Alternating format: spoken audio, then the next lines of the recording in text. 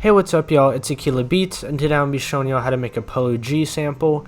I'm sure just as basically everyone has been doing, I've been listening a lot to Polo G's new album, and to say the least, that thing is crazy. There's so many really good songs on there, but the really cool thing is that there's a really diverse set of, I guess, moods throughout the entire album, and this isn't going to be quite geared towards the sad melodies. This is kind of more, for lack of a better word, as nerdy as it sounds, like triumphant kind of sample, but I'll show you what it sounds like with no effects, at least the main melody that we're gonna first start by breaking down.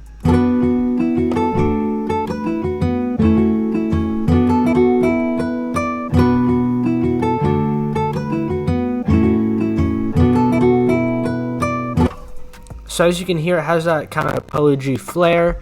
And first off, the guitar that I'm using is a free guitar, classic guitar from Contact. I'll leave the download in the description. Super good sounding guitar.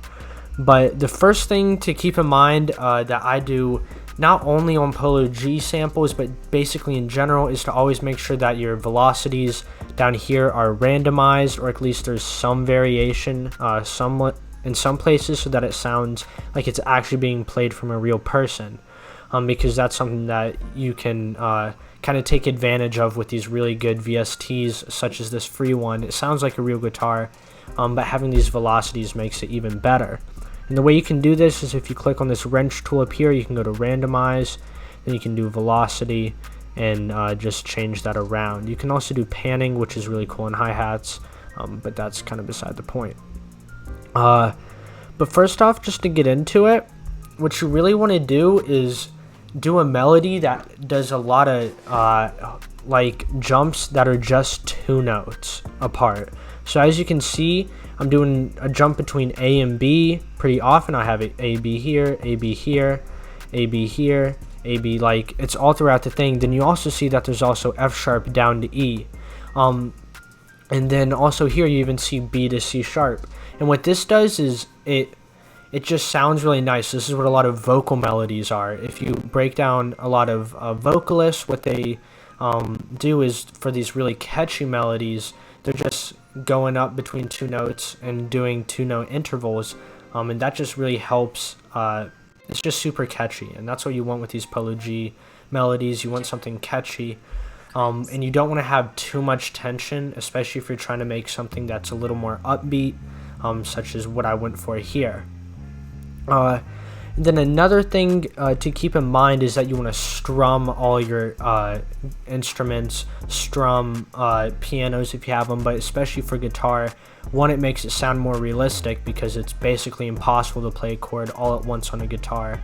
But it also, it's a little less quantized, which is what you want, because you don't want everything to be exactly on beat because it doesn't have as much bounce. And it also just has, it's a really cool sound effect, just having something that strums up, strums down, or anything like that. So as you can see, what you can do, go back to the wrench tool, go to strum, and I already have it, so it's not doing anything, but you just adjust that. It'll fix it. But you want to do that not only on the chords, but also if you're transitioning between two notes. So as you can see here, I have one to the A and the B, I have one to the E to the F, and it's just like a quick little, it's just a quick little move that you want to do, but it adds so much to it, and it adds, I guess, a little more flair that you won't be getting from a lot of, I guess, other sample makers out there.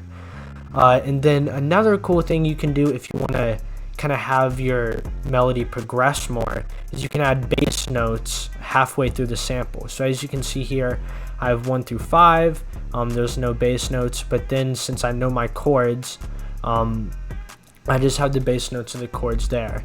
And to learn chords, that'd be a completely separate video, because I just know what scale I'm in, and I also know what chord or what notes are in the chords, which is how I was able to find that. But having these bass notes adds some more variation, and it adds a lot to the frequency spectrum of the guitar, which is super duper helpful. And then for the effects, I don't want to go too, or I didn't go too overboard. I added a guitar rig, one of my favorite presets, but I didn't do it all the way. because I didn't want it to like completely change the acoustic sound. And then for this I just took out a little bit of bass because I didn't want it to interfere with anything. Added some chorus, not too much, choral free plugin. And then I added a reverb. I put it on the room mode because I want it to feel like you're in a room and not in like some big auditorium or anything, but didn't add too much. And then I had a delay on there, and it's really important to have these delays because it doesn't add too much to it, but it makes it sound more full. So now you can hear it with the effects.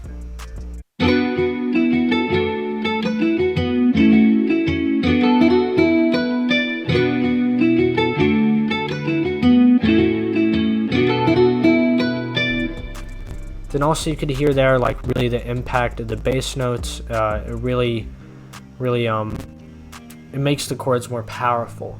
But then into the second part, I didn't really change up the melody at all, except I don't have any bass notes because I kind of wanted to feel I wanted to give a little more room to this lead guitar, which I have, which you can hear here.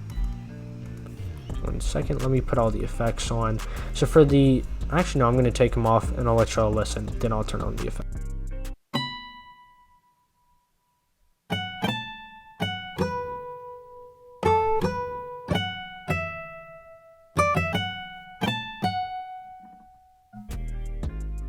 So as you can hear, nothing really special, but that's when you have to add all the effects in. So again, I have a guitar rig, but this time I have a one that gives a little more distortion.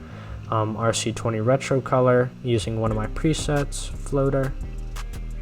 Then I have an EQ which takes out bass, a doubler which basically just makes it stereoizes it, however you pronounce that. Really makes it feel like there are two guitars that are in both your ears. A little bit big amount of reverb, 80% mix, and then again a delay. This makes it feel more full. So this is what it sounds like without the effect, or with the effect.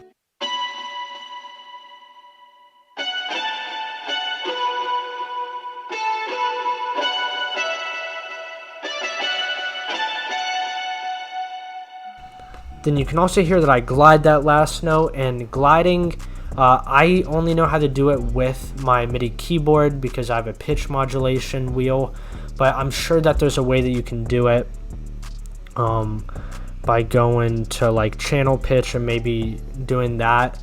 But that really adds a really kind of eerie sound to it, which is kind of what I was looking for, like a little eerie, but it also just adds more ambience, which is really the main goal of it. But the way I did this, again, it's very similar to what I was saying, doing those two-note jumps. It's super catchy, like I have down here, B to A, F sharp to E, D to E to F sharp, even G to A, since even though it's like a little one of those glides that I'm talking about where like you slide it up with that little note before. But that, it just helps make really catchy. And I just played around with notes in the scale, and I knew that I was in B minor, I believe. So I could really just play around with all those notes until you find something cool. But for these lead guitars, you don't want to have too many notes going on because you're really just trying to pick your pockets with these. You're really trying to emphasize certain parts of it, certain parts of the melody that you really want to have that impact on. And the main goal that I have with these is to add a bunch of ambience. But as you can see, that's really all I did. So the main three things to keep in mind is that you need to strum all your instruments, have those little glide notes, use the guitar VST, which I'm going to link down in the description, randomize the velocities, and add a lot of ambience on your lead guitars. And lastly, do those two-note jumps because they're really catchy. But I'll catch y'all on the next one, and I'll let y'all hear the melody one last time. But I appreciate y'all. Peace.